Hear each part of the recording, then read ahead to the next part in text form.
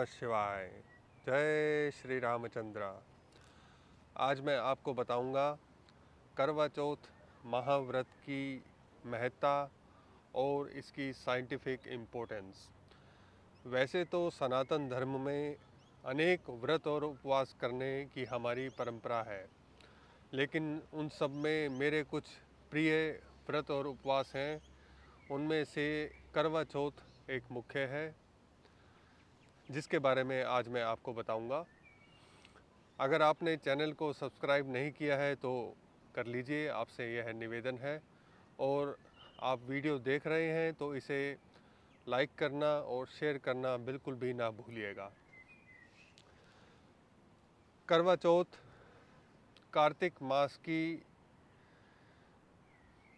कृष्ण पक्ष की चौथी तिथि को मनाया जाता है। इस दिन चंद्र की विशेष दशा है। थोड़ा सा मैं आपको परिचय दे दूं, उसके बाद मैं आपको सब कुछ समझाऊंगा इसके बारे में। मैं आशा करता हूं आज यह वीडियो देखने के बाद करवा चौथ के विषय में आपके मन में कोई डाउट, कोई संशय नहीं रह जाएगा। तो चंद्र की विशेष दशा जो होती है कार्तिक मास की चौथी तारीख को, तब यह मनाया जाता है। इस साल 2022 में यह 13 या 14 को पड़ रहा है। इस विवाद में भी मैं नहीं पढ़ूंगा कि यह 13 को है या 14 को है। उसके लिए आप पंचांग या अपने लोकल कैलेंडर को देख सकते हैं। तो मुख्य बात करते हैं कि करवा चौथ क्या है। पहले कुछ बातों को आपको जान लेना ज़रूरी होगा, क्योंकि मैं स्वर विज्ञानी हूँ, स्वर साधक हूँ। तो मैं उस दृष्टि से आपको समझाऊंगा करवा चौथ का महत्व, कि स्वर विज्ञान का कितना गहरा कनेक्शन है करवा चौथ के व्रत से। चाहे कोई महिला हिंदू हो या ना हो, चाहे कोई महिला इंडिया में रहती हो या अमेरिका में, उसको करवा चौथ का 100% लाभ होगा ही होगा। अब आप कहेंगे महिला को कैसे लाभ होगा? लाभ तो पुरुष को होगा, क्योंकि हमें तो यही बताया जाता है कि पुरुष की लंबी आयु के लिए महिला व्रत रखती है। ये भी समझाऊंगा आपको, ये भी बताऊंगा आपको। और उससे पहले आप यह बात जान लें कि कार्तिक मास जो कि अभी शुरू होने वाला है, आज 8 अक्टूबर का दिन है मैं जब ये वीडियो रिकॉर्ड कर रहा हूँ। तो कार्तिक मास के चौथे दिन जो चंद्र की विशेष दशा है, चंद्र की, वैसे तो कुछ उत्सव, कुछ त्यौहार सूर्य की दशा पे भी मनाई जाती है। जैसे मकर संक्रांति है, वह सूर्य की दशा पर आधारित है। बाकी अनेक त्यौहार हमारे चंद्र की दशा पे आधारित हैं। तो जब चंद्र एक विशेष दशा में जाता है, और चंद्र का प्रतीक पृथ्वी पर कौन है? महिला। सूर्य का प्रतीक पुरुष। तो चंद्र का जो प्रभाव महिला के स्वास्थ्य पर, शरीर पर और मन पर पड़ता है, वह बहुत ही विशिष्ट है। वो विशिष्ट इस दृष्टि से आपको कुछ उदाहरण देता हूं मैं। चाहे कितनी भी उम्र हो उस महिला की जो करवा चौथ रखेगी, आप उस दिन एक अलग ही सुंदरता उस महिला में महसूस करेंगे, जो सुंदरता पूरे वर्ष भर नहीं होगी, लेकिन करवा चौथ का व्रत रखने के कारण उस दिन वह आप देख पाएंगे, महसूस कर पाएंगे। कुछ ना खाना पीना बहुत ही लाभदायक, बहुत ही उत्तम है, क्योंकि जठराग्नि का प्रभाव चंद्र की दशा स्ट्रोंग होने से बहुत ही गिर जाता है। जठराग्नि बहुत प्रबल नहीं होती है, इसलिए उपवास का महत्व है। तो उस दिन जो भी महिला, जो भी विवाहित महिला, क्योंकि सूर्य का संबंध चंद्र से है, जो चंद्र अकेला है, जो महिला अकेली है, जो महिला अभी विवाह नहीं हुआ है जिसका, वह इस व्रत का लाभ नहीं ले पाएगी।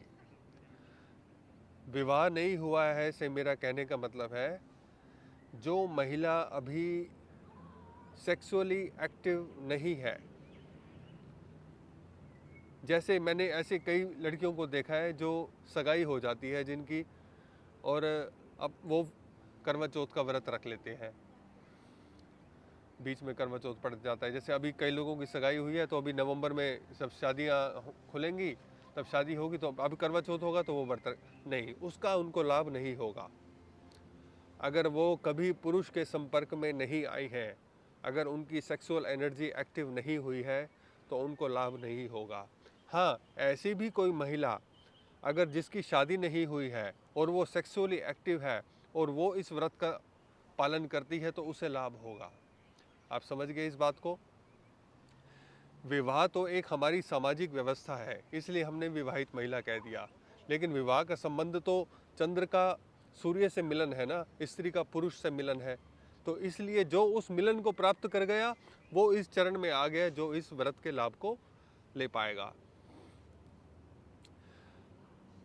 एक प्रश्न अनेक लोगों ने अनेक बार पूछा है कि जो एक्सट्रीम फेमिनिज्म को फॉलो करते हैं ना लोग, जो कहते हैं कि महिला क्यों करे पुरुष के लिए, हाँ, महिला क्यों उपवास करे पुरुष की लंबी आयु के लिए, तो उसकी साइंस मैं आपको आज समझा देता हूँ।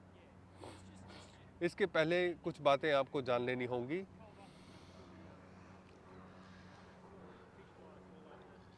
आप कौन हैं? आपका परिचय क्या है?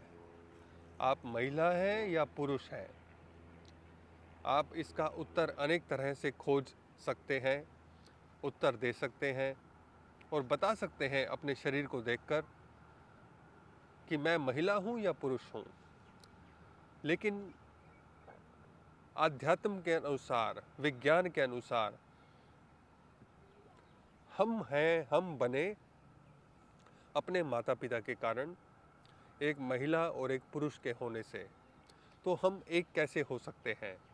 एक नहीं हो सकते ना। तो उस महिला का भी अंश हमारे भीतर है, पुरुष का भी अंश हमारे भीतर है।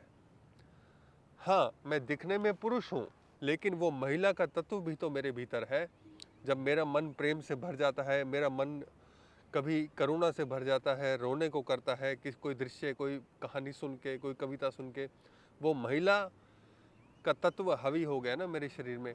कोई महिला भी ऐसी है जिसे जब क्रोध आता है, जब लड़ने का मन करता है, जब कोई बहुत परिश्रम का कार्य करने का इच्छा होती है, तो महिला में वो पुरुष तत्व जागृत हो गया। इस तरह से हम पुरुष और स्त्री दोनों ही हैं।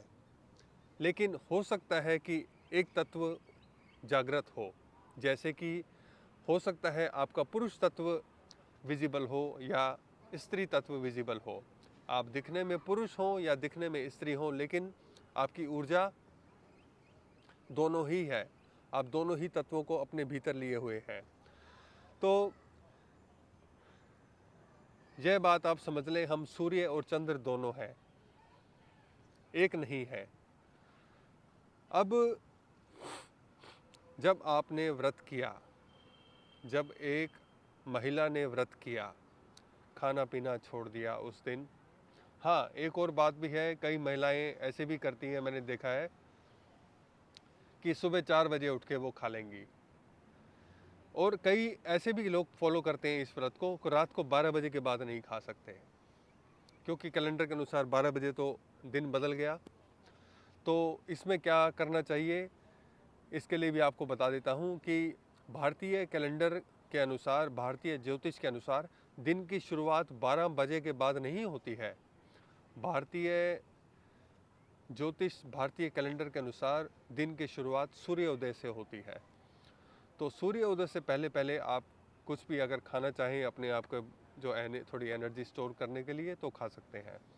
अब आपको दोबारा उसी विषय पे आके बताता हूँ कि महिला करेगी उपवास, पुरुष लेगा लाभ।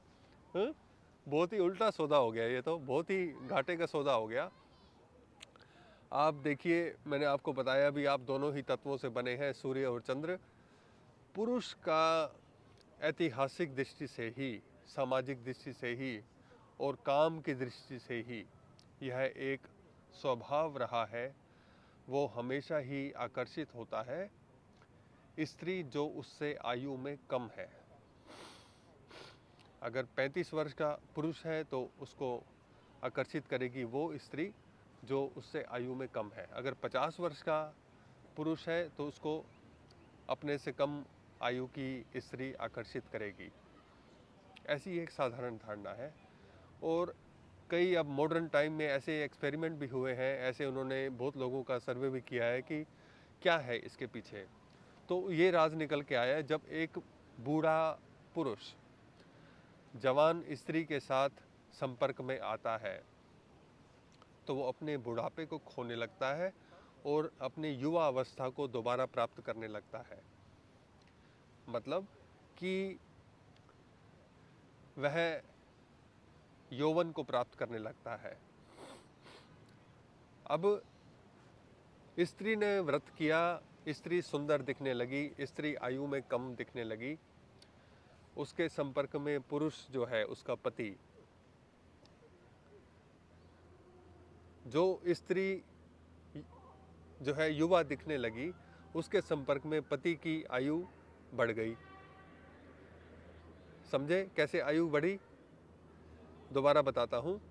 एक स्त्री जो करवा चौथ का उपवास करती है वो युवा अवस्था को प्राप्त कर गई, युवा हो गई, थोड़ा उसका यौवन बढ़ गया, सुंदरता बढ़ गई कार्तिक मास की चौथे दिन उपवास करने से। चंद्र की दशा का विशेष लाभ मिला उस दिन। और उसके लाभ मिलने से, क्योंकि वो एक पुरुष के संपर्क में है जो कि बूढ़ा है, हा? सब नहीं है लेकिन अनेक है। तो बूढ़ा व्यक्ति जब जवान स्त्री के संपर्क में आएगा तो क्या होगा? उसका बुढ़ापा खत्म हो जाएगा, यौवन अवस्था प्राप्त कर जाएगा। तो यौवन अवस्था प्राप्त करने का अर्थ क्या हुआ? उसकी आयु बढ़ गई, स्वास्थ्य बढ़ गया। ये है उसकी साइंस। और एक और भी भ्रांति है, इस बारे में बता देता हूँ।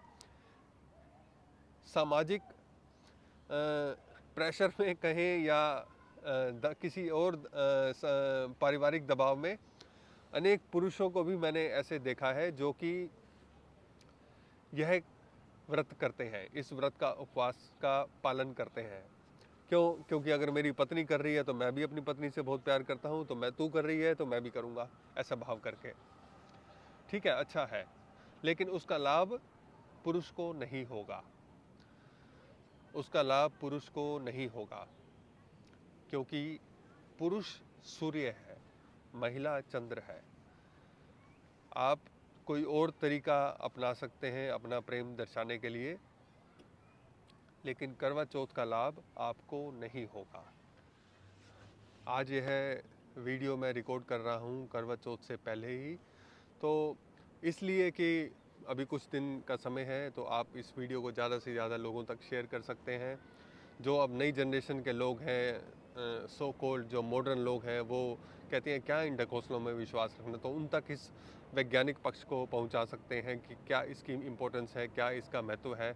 तो वो विज्ञान के सहारे ही, लेकिन हमारे प्राचीन परंपरा से जुड़ेंगे, धर्म से जुड़ेंगे।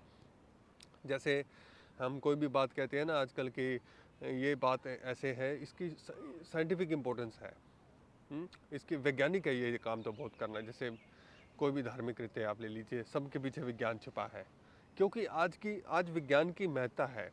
एक समय था जब धर्म की महत्ता थी, लोग ऐसे काम करते थे ये कह के कि ये तो धार्मिक है इसलिए हम इसको करेंगे, धर्म की महत्ता है इसलिए हम इस काम को करेंगे। लेकिन धर्म पिछड़ता गया, विज्ञान उसके लिए ऊपर आता गया, तो हम वैज्ञानिक हो गए, हम धर्म को छोड़ दिए। लेकिन धर्म विज्ञान से भी ज़्यादा जो है प्रभावशाली है। इस बात को, तथ्य को आप समझें और ज़्यादा से ज़्यादा इसको जो है दूसरे लोगों तक पहुंचाएं। कुछ महिलाओं ने यह प्रश्न भी किया है कि गुरुजी, अगर करवा चौथ के समय मासिक धर्म हो तो कैसे हम पालन करें, व्रत का लाभ मिलेगा या नहीं मिलेगा, या व्रत करें भी या ना करें। तो देखिए, आपको लाभ मिलेगा, बहुत ही लाभ मिलेगा आपको। मैंने आपको जैसे पहले भी बताया कि आप किसी भी धर्म से संबंध रखते हो, किसी भी स्थान पे हो, आपको लाभ मिलेगा, क्योंकि आप महिला हैं। सिर्फ इतना होना ही बहुत है। कई लोगों ने इसका विरोध भी शुरू किया कि जैसे कुछ सिख समुदाय की महिलाओं ने कि हम हिंदुओं का जो है रीति रिवाज का पालन नहीं करते, तो ये बहुत समझदारी की बात मैं नहीं मानता। वो भी लोग जो थोड़े बहुत विज्ञान को समझते हैं वो इस बात को समझ पाएंगे कि इस व्रत की महत्ता क्या है। एक और बहुत बड़ी भ्रांति है जिसे मैं दूर करना चाहता हूँ, जिस पर मैं बात करना चाहता हूँ।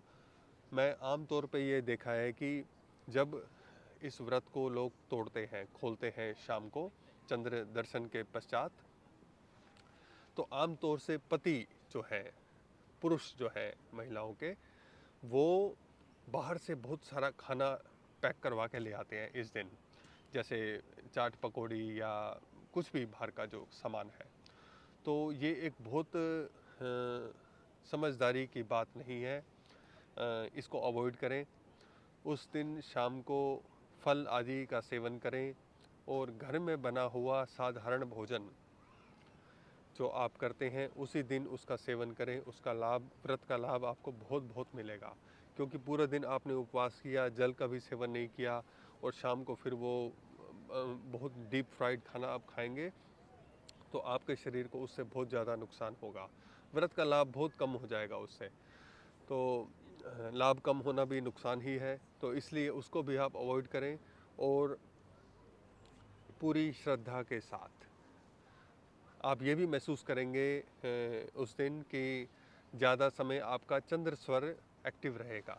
तो यह शिकायत नहीं करना कि चंद्र स्वर खुला है तो सूर्य को कैसे परिवर्तित करें, उसको नेचुरल तरीके से चलने दें। ये कार्तिक मास की चौथी तारीख का जादू है, ध्यान रखना इस बात को। वैसे तो कार्तिक मास में थोड़ा ठंडक की सुगबुगाहट होने शुरू हो जाती है, ठंड लगनी शुरू हो जाती है, अब प्रभात फेरी भी निकलनी हो जाएगी शुरू, तो इसलिए आपको थोड़ा जब सुबह उठेंगे तो उसका भी स्वास्थ्य लाभ मिलेगा आपको। तो इस तरह से प्रत्येक जो है कृत्य में अपना पार्टिसिपेशन रखें आप। आशा करता हूँ आप आज के कॉन्सेप्ट को समझ गए होंगे। अगर कोई प्रश्न हो तो ज़रूर पूछें। जो लोग आयुर्वेद में रुचि रखते हैं, एक मैंने नया चैनल बनाया है जिसमें आयुर्वेद के बारे में बताता हूँ मैं, तो उसका लिंक भी मैंने डिस्क्रिप्शन में यहाँ छोड़ दिया है, उसको भी सब्सक्राइब ज़रूर कर लें। आज के लिए इतना ही, धन्यवाद। ओम नमः शिवाय।